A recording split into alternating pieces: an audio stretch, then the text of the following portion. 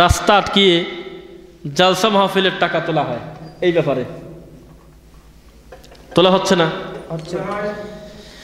এক জায়গায় বেড়াতে যাব বা পাবনাতেই যাব, একটা কাজে যাব, অন্তত রাস্তায় 2-3 জায়গা পতাকা নিয়ে বা বিভিন্ন নিয়ে, কিছু কিছু জায়গা গ্রামের ভিতর দেখবেন ভালো রাস্তা, পরিষ্কার রাস্তা, রাস্তাতে কিছু মাটি তুলে কিছু ইট দিয়ে উঁচা করে রাখছে, আপনি থামতে বাধ্য। হোন্ডা নিয়ে যান বা সাধারণ যে কোনো যানবাহনে চলাচল করেন, আপনি থামতে বাধ্য। থামলেই আপনাকে আটকে ধরবে, যে কিছু দেন কিছু দেন। ভাই, এটা ধর্মের বেইজ্জত করা, লজ্জা করে, আমার খুব লজ্জা লাগে।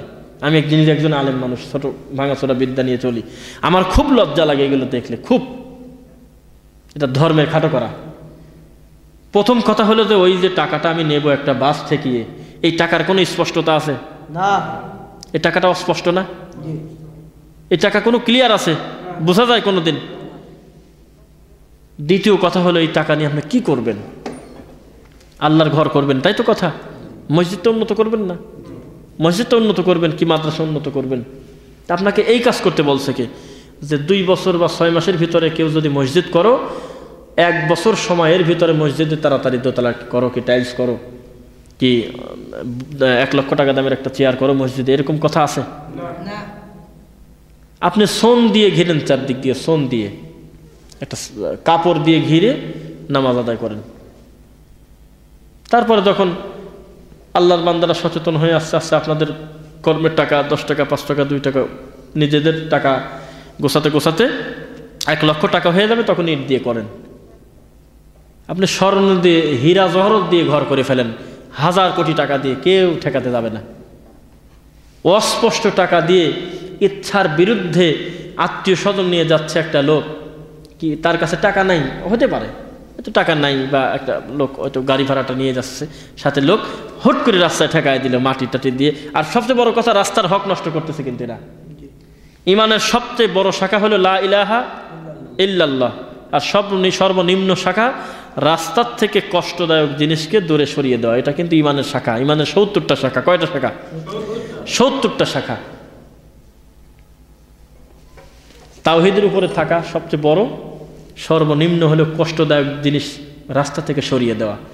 তো রাস্তার উপরে যে আপনি কি বলে ওটাকে, না গাছ না, ব্যারিকেড বা এরকম কিছু দেওয়া, তো এটা কি রাস্তার হক আদায় করা হলো না রাস্তার হক মারা হলো? হক মারা হলো না? এইটা করে আমাদের সমাজে জালসা মাহফিল বক্তব্য হলে এই কাজটা করে। আর হাইরে পোড়া কপাল জাতি, এই কষ্ট করে, এত কষ্ট করে বাসে ট্রেন থামিয়ে, এখান এই সেই কত গাড়ি ঘোড়া থামিয়ে কষ্ট করে, এর থেকে সাদা ওর থেকে সাদা, বাড়ি বাড়ি ঘুরে মেম্বার চেয়ারম্যান ধরে এটা সেটা, এত পরিশ্রম করে 6 মাস ভরে পয়সা পাতি ম্যানেজ করে কাকে আনা লাগবে? প্লেনিং করে আনতে হবে 2.5 লক্ষ টাকার বক্তা। 40 মিনিট বক্তব্য দিয়ে তাড়াহুড়া করে চলে যাচ্ছে আর বলতেছে যে আমি খুলনার একটা প্রোগ্রাম আছে। এটা হলো ধর্ম? লজ্জার কথা না? ছোট ছোট বাচ্চা ছেলেদের দিয়ে রাস্তাঘাটে থামিয়ে। এইটা যখন হিন্দু দেখে, আমি খালি আল্লাহর কাছে বলি, আল্লাহ, আমি একজন মুসলিম, আমি একজন মাদ্রাসার শিক্ষক, মসজিদের ইমাম, খতিব, আমার দেখে লজ্জা লাগে, আমার খারাপ লাগে। একটা হিন্দু দেখলে লজ্জা লাগবে না? একটা হিন্দুর কাছে তামাশার জিনিস না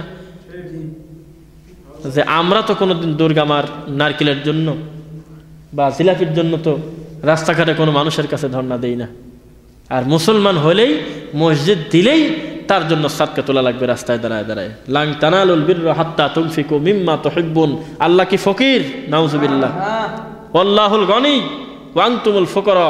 দুনিয়ার সমস্ত মানুষ হলো ফকির, আল্লাহ হলো ধনী। সেই আল্লাহর ঘর করে রাস্তাঘাটে মানুষ আটকিয়ে ব্যারিকেড দিয়ে রাস্তার হক নষ্ট করে, রাস্তা উঁচু করে, চেনা নাই অচেনা নাই, জানা নাই শোনা নাই, তাই থামেন, থেমে মানুষের কাছ থেকে টাকা আদায় করে জালসা মাহফিল দিতে হবে, এর চাইতে নোংরা কাজ এই দুনিয়াতে আর আমার মনে হয় নাই ধর্মের নামে। আল্লাহ হিদায়াত দিক, আমিন।